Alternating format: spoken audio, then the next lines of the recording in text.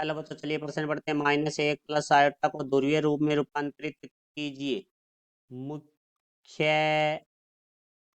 अवधारणा। तो हमारा जो प्रश्न है वो सेमिस्टर संख्या से संबंधित है। तो देखो, सेमिस्टर संख्या का जो मानक रूप है वो z बराबर हमारे पास होता है x प्लस आयोटा y। तो यहाँ से देखो, जो हमारा r है वो बराबर होता है वर्गमूल x की घात 2 प्लस y की घात 2, जहाँ x और y है वो हमारी वास्तविक संख्याएं होती है। अब हम बात करेंगे अल्फा के लिए। जो अल्फा है वो हमारा जो समिश्र संख्या है उसका रेखा है, उसका धनात्मक एक्स एक्स से कोण है। तो वो हमारे पास होता है tan इनवर्स मापांक y बटा में एक्स। अब देखो, हम बात करेंगे क्योंकि हमें ध्रुवीय रूप निकालने के लिए पूर्णांक क्या उसका की जो पूर्णांक है वो हमारा होता है थीटा। तो थीटा बराबर हमारे पास है अल्फा होगा। यदि हमारे पास जो जेड है वो हमारा पहले चतुर्थांश में स्थित है तो हमारे पास ये थीटा है वो अल्फा के बराबर होगा। और दूसरे चतुर्थांश के लिए हम बात करें तो थीटा है वो पाई माइनस अल्फा होगा।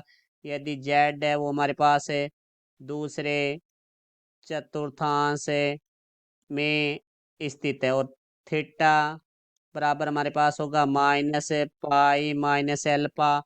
यदि जो हमारा जेड है वो तीसरे चतुर्थांश में स्थित है, और थीटा है वो हमारा बराबर होगा माइनस अल्फा के। यदि हमारा जो जेड है वो चौथे चतुर्थांश में स्थित है। अब हम बात करेंगे ध्रुवीय रूप के बारे में। तो देखो, हमारा जो ध्रुवीय रूप है जेड का तो वो बराबर होता है हमारे पास R cos theta plus iota sine theta. तो अब देखो, हमारे प्रश्न में जो सेमेस्टर संख्या दी गई है उसके बारे में बात करते हैं। तो वो है हमारे पास जेड बराबर लिखेंगे हम उसको -1 प्लस आयोटा। तो यहाँ से देखो, एक्स बराबर हमारे पास हो जाएगा -1 और y बराबर हमारे पास हो जाएगा 1। तो यहाँ से देखो भाई, x का मान ऋणात्मक है और y का मान हमारे पास धनात्मक है।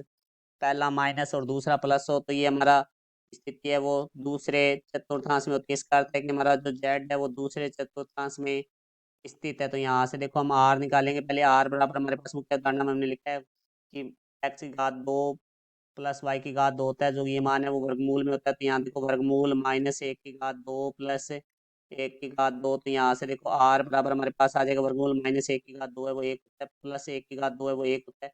तो r बराबर हमारे पास आ गया वर्गमूल 2। यहाँ से अब अल्फा के लिए बात करेंगे तो अल्फा बराबर हमारे पास हो जाएगा tan इनवर्स है मापांक y बटा में x। तो 1 बटा में -1। तो यहाँ से देखो भाई, अल्फा बराबर हमारे पास आ जाएगा tan इनवर्स है मापांक -1। तो मापांक है वो ऋणात्मक संख्या को धनात्मक कर देता है। तो अल्फा बराबर हमारे पास आ जाएगा tan इनवर्स 1। तो यहाँ से देखो, अल्फा बराबर tan इनवर्स 1 है वो पाई/4 का मान होता है। तो अल्फा बराबर हमारे पास पाई/4 आ चुका है। तो थीटा देखो, अब हमारा दूसरे चतुर्थांश में है जेड। तो थीटा बराबर हमारे पास होगा पाई माइनस अल्फा। तो यहाँ से देखो, थीटा बराबर हमारे पास आ जाएगा पाई माइनस अल्फा का मान है वो पाई/4 है। तो यहाँ से देखो, थीटा बराबर हमारे पास 4 लैस आ जाएगा। तो 4 पाई माइनस पाई।